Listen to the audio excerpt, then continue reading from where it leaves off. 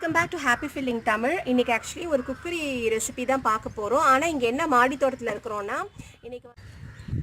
இன்றைக்கி வந்து கார்ன் மேத்தி புலாவ் பண்ண போகிறோம்.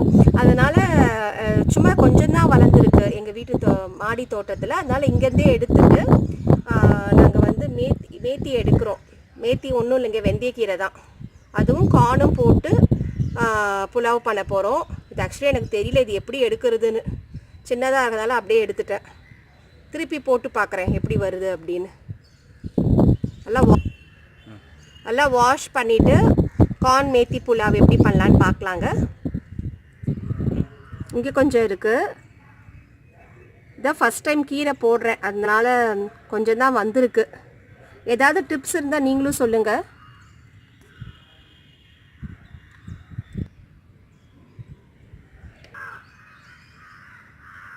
Welcome back to happy filling Tamil. இன்றைக்கி நம்ம ஒரு குக்கிங் ரெசிபி தான் பார்க்க போகிறோம்.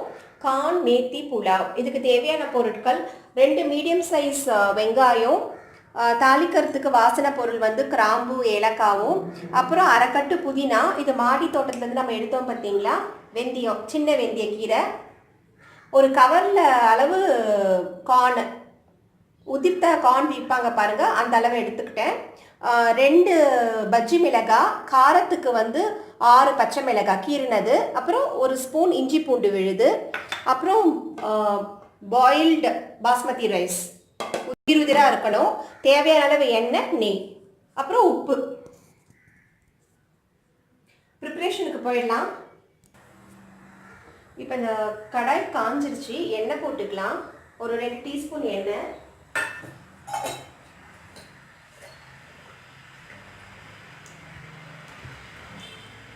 2 டீஸ்பூன் நெய்.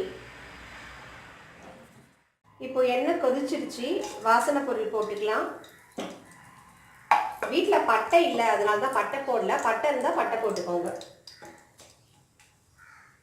அப்புறம் வெங்காயம்,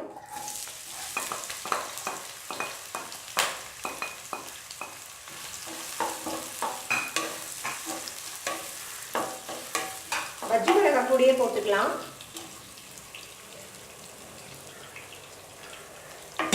நல்லா வதங்கணும். வெங்காயம் கலர் சேஞ்ச் ஆகிடுச்சு. இப்போ பச்சை மிளகாய் போட்டுக்கலாம். ஆக்சுவலாக புலாவில் வந்து உங்களுக்கு எந்த பொடியும் போடக்கூடாது, சில்லி பவுடரோ எதுவும் கிடையாது.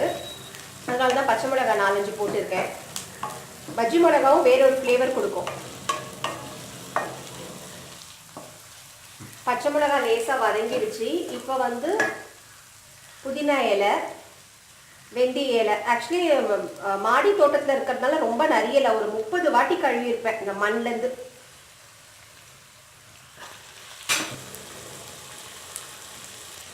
இப்போ பாருங்கள், இந்த வெந்தயக்கீரை ரொம்ப கம்மியாக தான் இதாக இருந்தது மாடியில். அடுத்த வாட்டி கொஞ்சம் நிறைய போடுறதுனால இருக்கிற இடமே தெரியல, கூட புதினாவோட.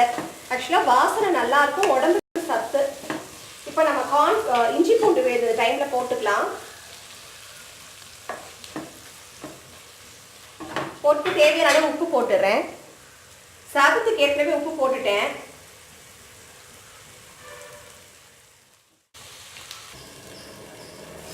நல்லா வாசனை இருக்கு பாருங்க. இஞ்சி பூண்டு நல்லா வதங்கிடுச்சு, அததான் நடுவில் போட்டேன்.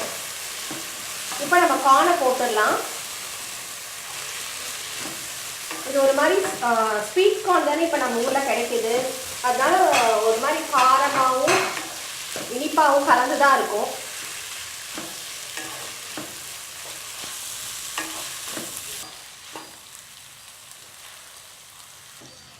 இதுக்கு பதம்லாம் தேவையில்லை. என்ன காரணம்னா எல்லாமே கார்ன் தனியாக வேக வச்சாச்சு, பாஸ்மதி ரைஸ் தனியாக வேக வச்சாச்சு. இந்த இஞ்சி பூண்டு விழுது நல்லா உங்களுக்கு அந்த வதக்கின ஸ்மெல் இருந்தாலே போதும். இது எல்லாமே ஆல்மோஸ்ட் முடிஞ்சிருச்சு. இப்போ கொஞ்சம் கொஞ்சமாக ரைஸ் போட்டுக்கலாம்.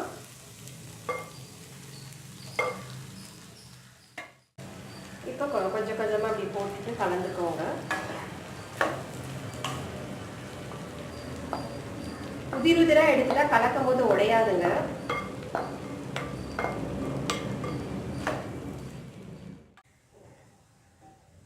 ஆல்மோஸ்ட் நல்லா கலந்துருச்சுங்க. இதில் பாருங்கள், பச்சை மிளகா, அந்த எல்லோ கார்ன் எல்லாம் கலந்து நல்லா இருக்கும் பார்க்க. ட்ரை பண்ணி பாருங்கள். இப்போ நம்ம சர்விங் பவுலில் மாற்றிடலாம். இப்போ பாருங்கள், சூடான சுவையான மேத்தி கார்ன் புலாவ் ரெடி. அதுக்கு வந்து ஆக்சுவலி ரைத்தா பண்ணியிருக்கேன். இந்த ரைத்தா வந்து இந்த ஒன்றும் இல்லை, வெங்காயம், செரி டொமேட்டோஸ் எங்கள் வீட்டு மாடிலே காய்ச்சது, ஒரு காரத்துக்கு ஒரு பச்சை மிளகாய் போட்டிருக்கேன், அவ்வளோதான். இது வந்து வெளியில் வாங்கின சிப்ஸ் தான். அப்படி இல்லை நீங்கள் ப்ராப்பராக மீல் பண்ணணும் அப்படின்னா பன்னீர் கிரேவி பண்ணலாம். வெஜிடேரியன்ஸ் சின்ன உருளைக்கிழங்கு வரும் பாருங்கள், பேபி பொட்டேட்டோ, அந்த கிரேவி பண்ணலாம்.